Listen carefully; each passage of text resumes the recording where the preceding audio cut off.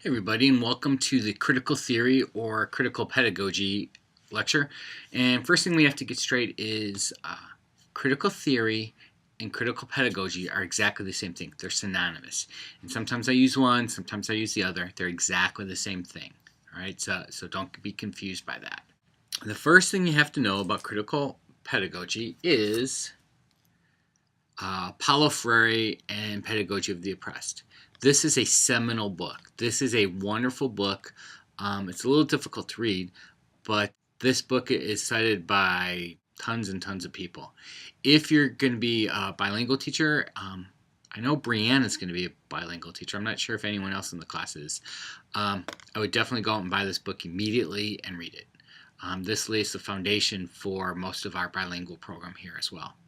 Let me tell you a little bit about Paulo Freire, the author of Pedagogy of the Oppressed. He was a Brazilian economist. And if you know anything about Brazil, Brazil has gigantic social striations or social levels. A lot of discrimination happens within Brazil between the haves and the have-nots, and there's multiple levels of social standing. Freire saw this as an economist and tried to improve the poor people's plight, and in the process ended up inventing a theory or a philosophy that became known as critical theory. At the very heart of critical theory is the dynamic between the oppressor and the oppressed. Okay? If you're going to fill out the squares on that table, the aim of critical theory is to make people more fully human. That's to make people more fully human, or to humanize people. Let me explain what happens. In the oppressor-oppressed dynamic, both people are dehumanized, according to Freire. The oppressed to the oppressor is no more than just something to be managed. If I just looked at you as just student 1, 2, 3, 4, I'm dehumanizing you. I'm making you less than a human. Okay. For the oppressor, from the oppressed point of view, the oppressor is no more than a source of power. Okay, someone to be emulated, someone to that you would want to change places with, but not a person. If you and I had an oppressor-oppressed relationship, you would look to me as solely the instrument of rewards and punishments and a source of power. Okay, in both cases, that's a bad thing. You don't want to dehumanize somebody. The curriculum within a critical pedagogics classroom we need to talk about in two different ways. First, content. Content's pretty simple.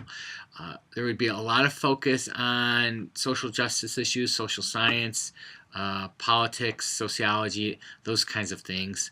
There'd be some focus on the use of language as well.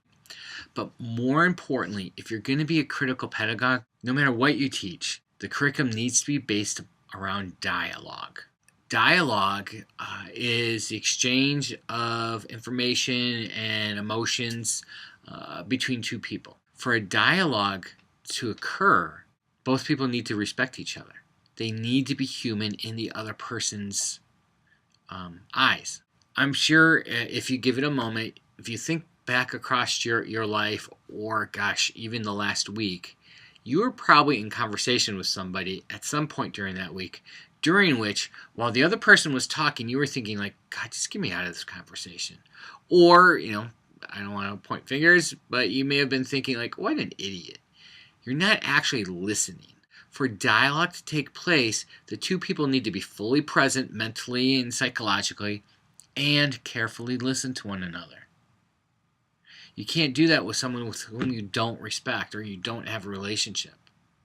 So all teaching in a critical theorist classroom has to be through dialogue. And the dialogue needs to be among people who are fairly equal. For a critical theorist teacher, the social distance between teacher and student is fairly minimal. Okay? In the book, Freire actually talks about the teacher-student and the student-teacher as almost interchangeable.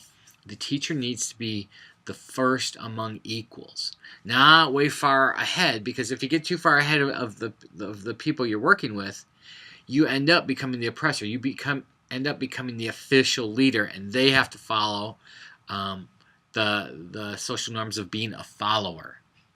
Now, Freire wants this done together. Okay, so he wants that social distance between teacher and students to be minimized. Also, the way of teaching, the goal of teaching is different for a critical theorist than some of the other philosophies we've talked about. Before we get to what the goal is, let me tell you what the goal is not. Freire, one of his very famous phrases is banking model. Like you go to the bank over to the Chase Bank or Bank of America. Okay, the banking model. That, according to critical theory, is a very, very bad thing.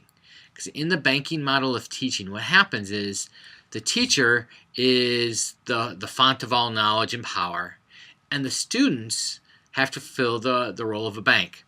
They sit there passively waiting just to receive what the teacher gives them, like an empty bank. And then the teacher pulls out the knowledge he or she put in, at exam time. There's no relationship there, and the teacher and the students are both dehumanized in that. The students are simply passive receptacles. They could be waste paper baskets.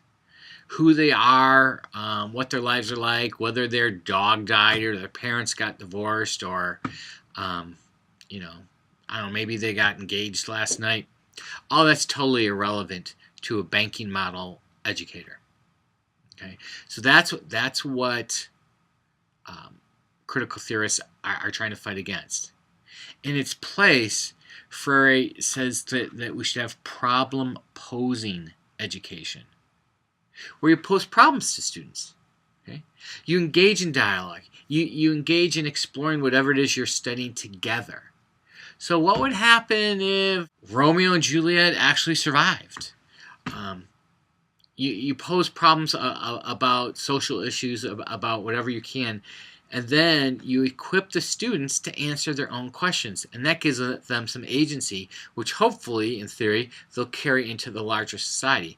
Rather than being dictated to, they solve their own problems. By far, the biggest name for major thinkers for your table, the biggest name is Paulo Freire. Okay, and if you want to know how to spell it, here it is again. It's Paul O, Paulo. Freire is Freire.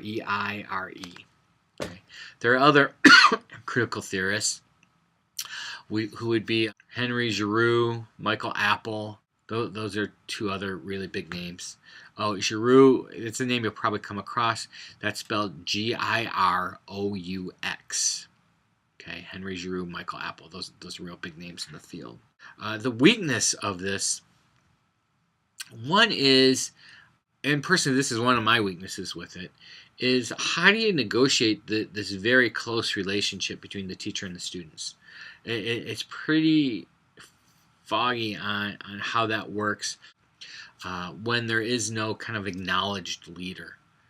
Sometimes that's going to be problematic when you're trying to coordinate a large group of people. Another thing that's going to apply to them, kind of like it applied to the social reconstructionists, is depending on how you operationalize this, you could end up getting in trouble. People are not going to be happy in a position of power when you're constantly questioning power. So there may be some troubles to be had there. But this idea of becoming more fully human, I gotta say, I totally love that. I think he really hit the nail on the head there about humanizing each other and not dehumanizing them.